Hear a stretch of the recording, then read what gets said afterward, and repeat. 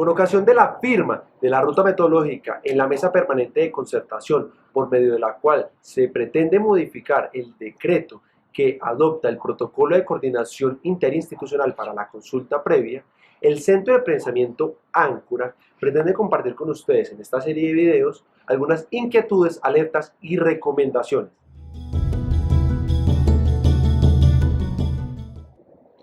Pero, ¿qué es lo que se pretende consultar? Esta es una de las grandes inquietudes que quiere presentar el Centro de Pensamiento Áncora. Es importante tener en cuenta que el Gobierno Nacional ha venido transformando la normatividad de la consulta previa. Por ejemplo, el Decreto 2653 de 2019 elimina por completo la Dirección de Consulta Previa y en su lugar se crea la Autoridad Nacional de Consulta Previa con nuevas funciones sobre cómo adelantar la consulta previa. Para ello, entonces, expidió también la directiva número 08 del 2020, en donde se establece un nuevo procedimiento en materia de consulta previa que consideramos está de una u otra forma eliminando lo correspondiente a lo establecido en la directiva 10 del 2013. Tengamos en cuenta algo. El derecho fundamental a la consulta previa ha sufrido de un proceso de estigmatización profundo bajo el argumento de que la consulta previa es un obstáculo para el desarrollo.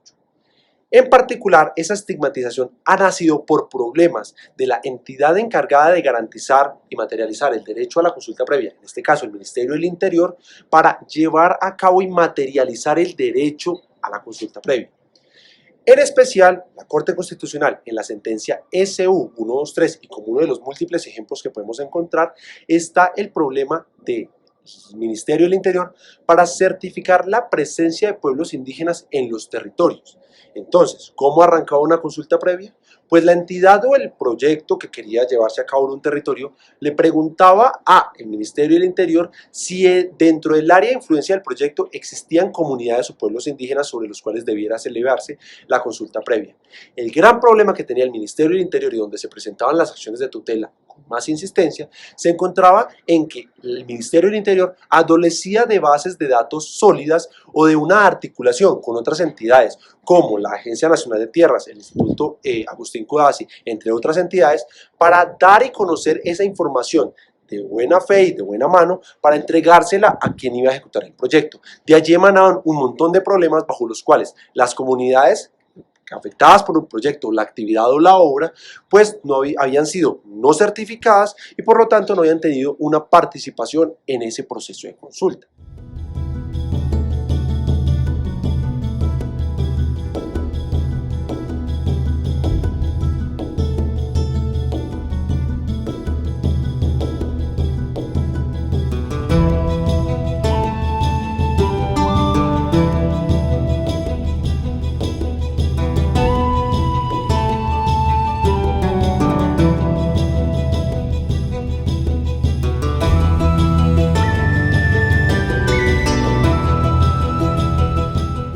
La certificación de presencia de comunidades étnicas generaba unos problemas institucionales y país muy delicados. Estaba desbordando la capacidad del área jurídica de la Dirección de Consulta Previa, como quiera que se había elevado el número de acciones de tutela contra los actos administrativos de certificación y desde luego en contra de esos proyectos. ¿Por qué era esto? La palabra presencia aludía a la existencia física en el territorio, pero todos ustedes saben muy bien que la consulta previa en Colombia no está dada por la presencia física en un territorio, sino por la posibilidad de que estas comunidades étnicas sean susceptibles de percibir una posible afectación directa. Es la afectación directa lo que determina que se acceda o no al mecanismo de consulta previa. Y eso es lo que evalúa la hoy día autoridad de consulta previa y que de tiempo atrás, pues de igual manera hacía. ¿Esto qué quiere decir? El Ministerio del Interior ya no va a expedir certificados de presencia de pueblos indígenas en los territorios en donde se pretenden adelantar los POR. Todo lo contrario, ahora la empresa o la entidad interesada en adelantar el proyecto, la obra o la actividad, le realiza una solicitud al Ministerio del Interior en donde justifica jurídica y técnicamente si existe o no una afectación directa.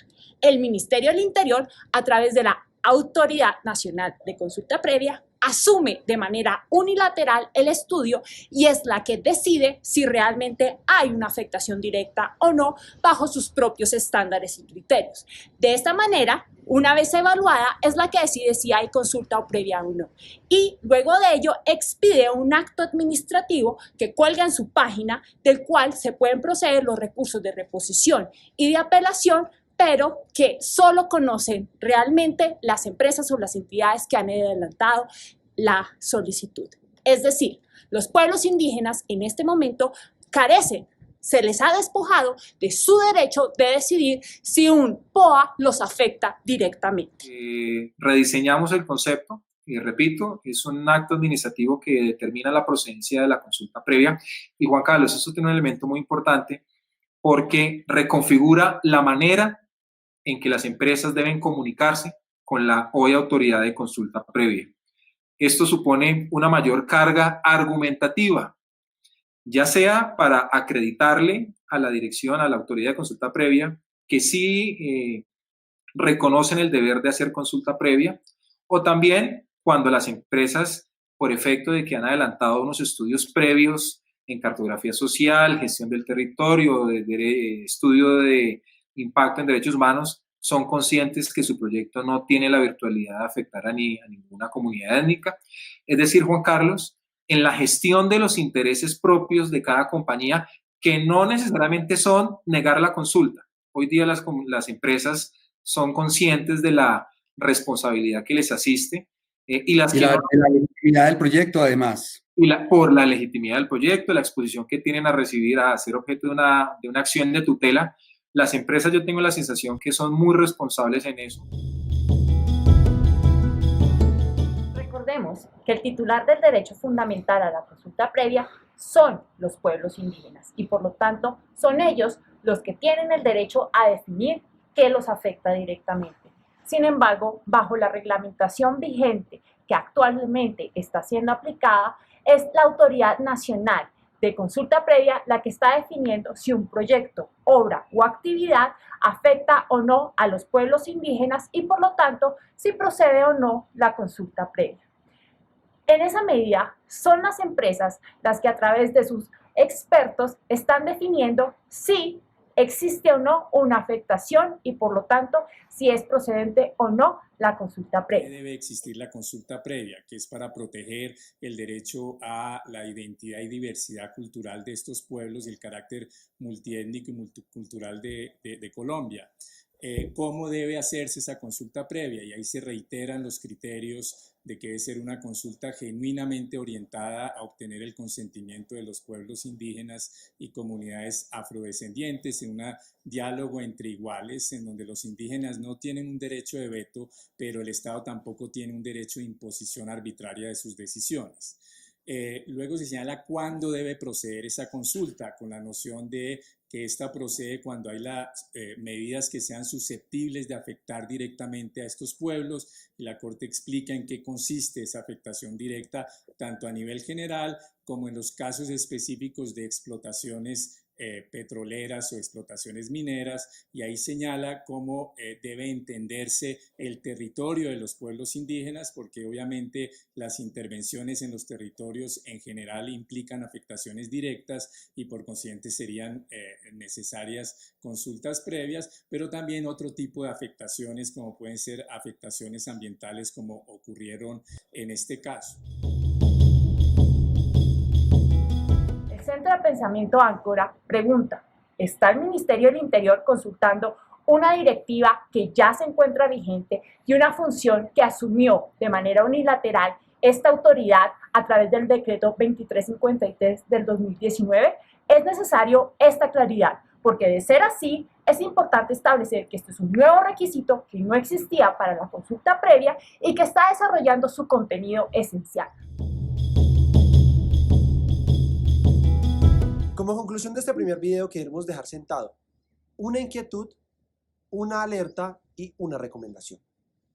La inquietud que tenemos en primera medida ¿es esta consulta objeto de un decreto reglamentario o es lo que se debería consultar es una ley estatutaria de cara a reglamentar el derecho a la consulta previa?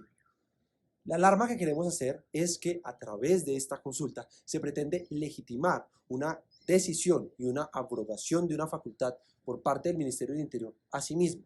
Y como recomendación propondríamos a las organizaciones indígenas que como resultado de esta consulta previa se proponga la consolidación y la conformación de una ley estatutaria de reglamentación de la consulta previa.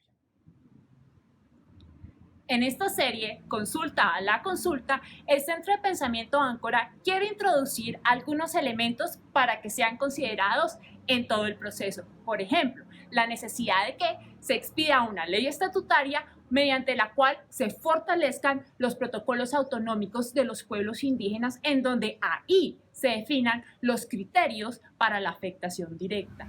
En los próximos días y en las próximas semanas encontrarán videos y contenido en nuestra página. Por favor, sigan nuestras redes sociales, sigan Facebook, sigan Twitter y allí encontrarán los próximos videos para hacerle seguimiento a la consulta. Resulta curioso ver cómo las consultas previas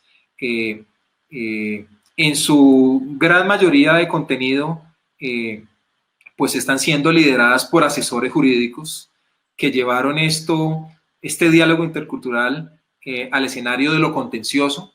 Es muy frecuente ver cómo ese momento de identificación de impactos y de medidas de manejo pues se volvió casi que un despacho judicial donde el asesor de la comunidad versus el asesor de la empresa pues trata de mirar quién prevalece sobre quién en su argumentación jurídica. Entonces, Juan Carlos, era necesario hacer unos ajustes en esa directiva para efectos de precisar el alcance de algunos conceptos y el rol de algunas personas